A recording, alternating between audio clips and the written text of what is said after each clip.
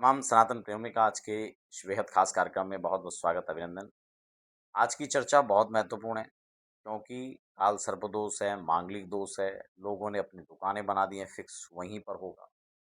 और लोग ये प्रश्न कर रहे हैं कि क्या त्र्यंबकेश्वर में ही होगा? क्या सिर्फ उज्जैन महाकाल में जाकर होगा? क्या अदरवाइज कहीं नहीं होगा? कहाँ होती है काल सर्पदोष की पूजा? कहाँ होगा मांगलिक दोष की पूजा या और पूजाएं, पितृदोष, कहाँ ये सब पूजाएं होंगी? या ये पूजा सब जगह होगी? लेकिन हाँ, कुछ चीज़ें हैं, जिसके लिए कुछ विशेष बताया गया है। वो विशेष इसलिए बताया गया कि वहाँ की विशेष हिस्ट्री है, वहाँ का विशेष इतिहास है।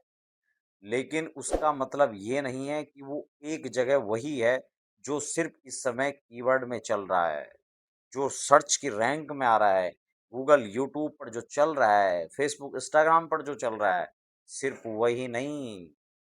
मैं नाम नहीं लूँगा, इससे विवाद खड़ा हो सकता है और मैं विवाद की ओर नहीं जाना चाहता। मैं संवाद की ओर जाना चाहता हूँ, आपकी आँखें खोलना चाहता हूँ, मैं बताना चाहता हूँ कि केवल जगह नहीं,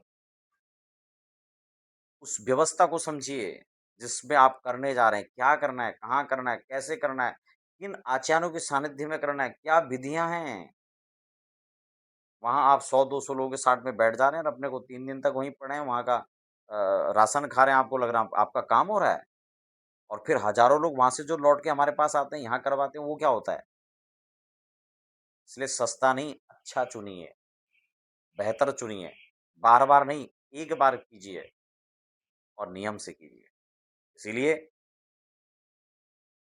काल सर्पदोष की पूजा, मांगलिक दोष की पूजा, पितरों की पूजा, कोई भी पूजा हो, उसके बहुत सारे स्थान हैं। पितृदोष की बात करें तो 3 जो भगवान भगवान के विष्णु के क्षेत्र से जुड़े हुए जो 3 क्षेत्र हैं, जहाँ भगवान का सिर, धड़ और चरण का जुड़ा हुआ इतिहास है, उसमें भगवान का जो कपालक क्षेत्र, ब्रह्म कपाल क्षेत्र आता है, वो बद्रीनाथ है, सर्वश्रेष्ठ।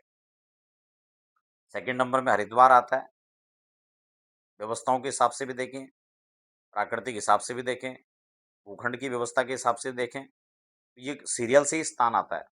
पहले ब्रह्म कपाल और वैसे में हमारे स्ट्रक्चर के हिसाब से भी देखें तो पहले कपाल आता है, फिर हृदय क्षेत्र आता है जो हरिद्वार माना जाता है और फिर चरण भगवान के जो गया में पड़ता है।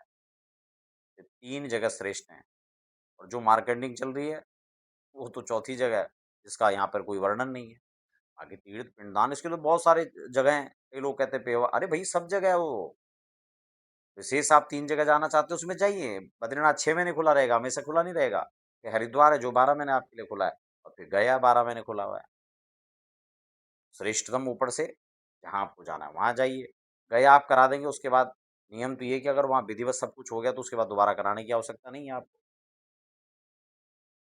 और हम यही चाहते हैं कि हमें कराना ना पड़े, इसीलिए हम वही काम करते हैं और फिर उसी में हम चक्रव्यूह में फँस जाते हैं। फिर वहाँ से करवा के फिर आपको करवाना पड़ता है। इसलिए ऐसा मत करो, शॉर्टकट मत अपनाओ।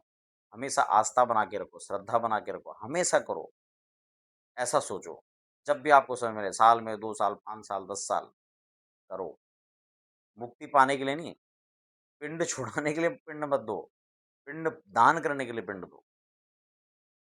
और जहाँ तक आपकी काल सर्पदोष की पूजा है, किसी प्रसिद्ध शिवालय में कर सकते हैं। और फिर हाँ, आप जो उज्जैन और त्र्यंबकेश्वर, क्या गर्भ गुफा में आपकी पूजा भी कभी?